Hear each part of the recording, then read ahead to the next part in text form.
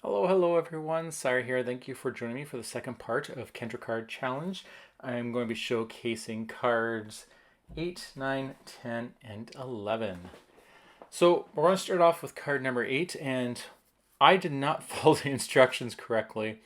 I cut my triangles wrong, so I'm going to change up my sketch. I actually really like this sketch. I thought it was a really neat one. You can do a lot of fun things like uh, images exploding out. You could kind of cut your triangles in a way that kind of looks like it's exploding, like ripped out of the page. But it didn't look like that because of the way I cut mine. So I'm just going to do something a little different. I'm going to make it look like that the triangles are interlacing each other. And there you go. Just all you have to do is just take the pattern paper from one and glue the triangle on the opposite. And then when you line them up, it looks like they are intersecting. Because the way I cut them, I didn't like the way the sketch worked anymore, so I had to change it up, at least for me. And I'm just going to do this little pattern where I'm kind of working my way from the bottom left to the top right. It is a good reminder that if you do happen to cut your paper wrong and you don't have any extra to replace it, just work with what you have and try to create something, because it is just for fun. And you do still have the pattern paper. Like, even though it's cut wrong, you still have it, so you can still create a card. Like, for example, in this case, if it was something a little different, for example, you accidentally cut a half an inch off more than you should have, you can actually still save that by gluing it to a piece of white cardstock and then cutting it again, or however it works. It really depends on how badly we miscut our designs. But don't forget that you can still create these sketches. You may just have to tweak some things. Sometimes I've actually cut them too skinny and I just left it and no one has said anything. So keep that in mind, that no one's coming out with a ruler to make sure that you have everything correct. I do my best to make sure that my patterns are cut correctly, but I do make mistakes. And like I said, it's for fun and it doesn't really matter. If you're not having fun, then maybe we need to rethink about what we're doing and find something that does bring you joy. And so this is a seal that I colored as part of the Kraftin Kimmie's stamp for, there's a stamp set right there. And it's a sea pals or something along those lines. Oh, underwater palace, that's what it is. And then I'm just going to add some bubbles just to fill in that circle so it's not too white. And I'm trying to position everything around that sentiment so it's kind of like a little cluster there. Meanwhile, the pattern paper is going to fill the rest of the card. There we go. Card number 8. The first card of this part is done. Okay, card number 9. I like this sketch. This is probably one of my favorite sketches.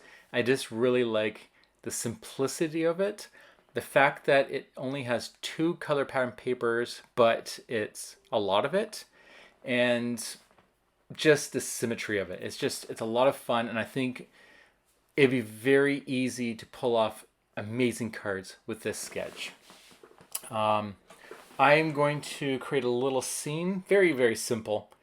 And it's going to be with that turtle and the treasure chest. So I've already inked up some it's like the sand under the water. Just with some vintage photo, I think it was. It's an easy go-to color for this type of thing. And I'm just checking. You can see there's a little pause. It's because I actually have it on the screen because I took a picture of what I want to look like, so it's all prepared for the video.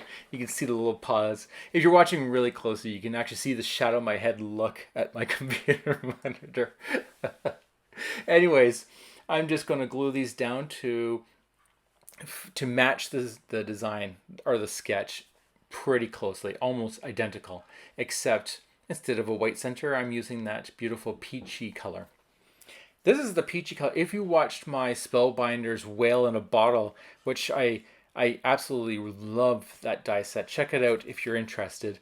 That is the peach that I used for the sunsetting card, or part of the sunsetting. It's just, it's almost like a craft. It kind of looks like a craft, but a peachy color. It's really, really beautiful.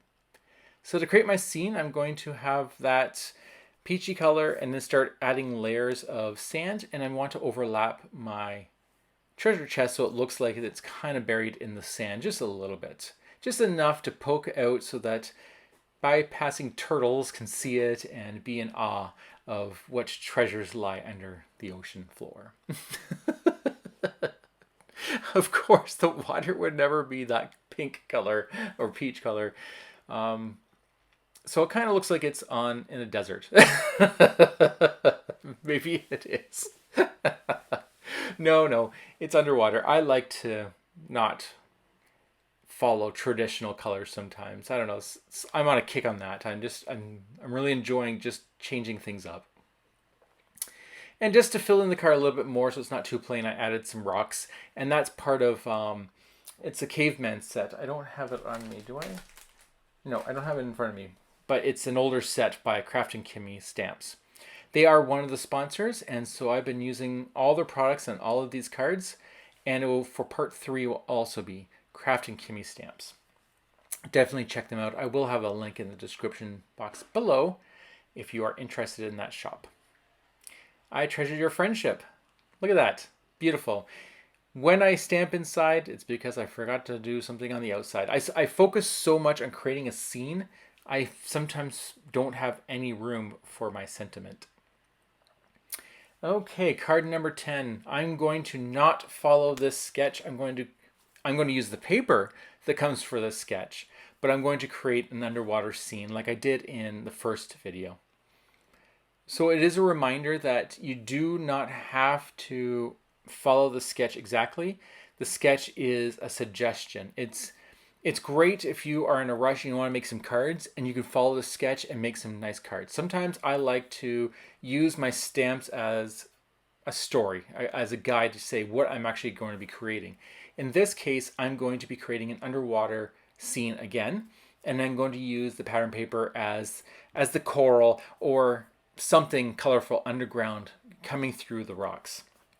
So I've already inked my sand with the vintage photo, and then it looked like it was Juniper by Concord and Ninth, and I'm just coloring the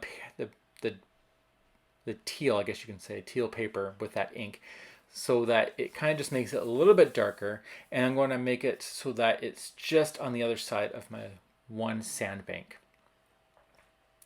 And then I'll just glue this all down now that all the inking is done, and I'll glue it to the base, and it is a perfect 5.5 by 4.25. Then I'll glue down my one layer. I'm not gluing the very top. You may have noticed. That's because sometimes I want to tuck things and I want to make sure that it's not all glued down. It is something that I learned through my years of crafting, that I always tend to add things afterwards that wasn't planned. And by not gluing the very top, that helps. I have a feeling I put one of those little sprigs as seaweed and I tuck it on the top there. But we shall wait and see what unfolds. So now I'm going to use my second sandbank just to create a layering effect. I love doing this. It never fails to look good. Just having two layers. Snowbanks is where it usually is done, or rolling hills of grass, but even underwater sandbanks look great too. And then when you start tucking things in, it gives that great depth. So now I'm going to start putting, see, told ya. I had a feeling I did that. Sometimes I make these cards and then I do the recording afterwards, and then it's been like a week or even more and I totally forget what I've done. Okay, once again, I didn't glue the top of it, and I know I'm going to be tucking, so I'm just gluing the bottom, and now the scene is being set. These sprigs are all from Queen & Company's Essential Dyes. I think it's number 9, but I'll put in the description below. And they're just little sprigs. There's a bunch of them, and I'm using them as seaweed instead. And I'm kind of doing it where the darker is in the back and then I'm getting lighter as I move forward, just to really tie in there is depth to this. This is underwater and you're on one side and you're seeing in the distance. A little harder to do with the pattern paper because I don't really have a choice. That's why I'm kind of having them more in the front, not in the back. At least they're on the same level. And then just going to start overlapping some of these. It's a little hard. You don't want anything that's going to kind of show the stem. You can, but it kind of looks a little weird. So I try to do as much overlapping and covering as much as possible, just so you don't see where anything starts. Even if it's not covered, then what I would usually do is I would have it hanging off the card and then you trim it and you can it kind of looks like, because it's being trimmed, that it should continue. And for this scene, I just have this, oh, the seahorse is so cute. I was having fun coloring the seahorse and this shell, or oyster, I guess you can say, in these fun colors. I was just having, it kind of looks like a pea. A pea that has fallen into the ocean and fell into a clam shell. But it's supposed to be, I don't know, a pearl? I don't know what that's supposed to be. A pearl with eyes? Anyways, I was just creating a little scene with this little seahorse in the shell and just having some fun. And do I put it? I have a feeling I put this on the inside. There, yeah. And then I'm just going to stamp my sentiment in the inside. And we'll conclude this card. My love for you, what does it say? Runs deep. Ah, that's sweet. There we go. A nice little fun scene card. Now on to card number 11. This is the last one for this series, or sorry, for this episode. And I follow this one pretty closely, but I do a landscape instead. And that's because my one pattern paper is directional. It has the pineapples on it. So I did not want the pineapples to be sideways because I knew I wouldn't be covering it too much and it would be a little too obvious. That doesn't mean it doesn't mean that it matters. You do what you want to do. If you like your patterns being any which way, then you do that. It's okay. You just use the patterns that you have and work and make it look the way you like. So if you haven't noticed, I really try to do that a lot. I want people to know that you don't have to follow the sketch exactly. I like to use my imagination and just let it do its thing without restrictions. And so a lot of times I end up creating scenes, or I just kind of change it a little bit. But I know that if I am tired and I'm not really in the mood to be creative, how do I put this? Sometimes I'm just tired and I just want to just follow instructions and create cards. That's when I know I will definitely follow a sketch to the T. And it's because they're designed to create cards for you so you can speed up the process as well. And so I'm not worried of it ever looking bad. So in this case, I am following it quite closely. There are a few things that are a little different, but the main difference is that it's sideways. Kind of what I was thinking when I was building this is I was imagining these being like tiers of rocks, and the elephant or the mammoth is just sitting on one of the layers. It could also be a birthday cake. You know, this can actually be a perfect birthday cake sketch. But that wasn't what I was thinking initially. I just thought of that now. But I was kind of thinking like it was like on some rock plateaus or something, and it was just standing there.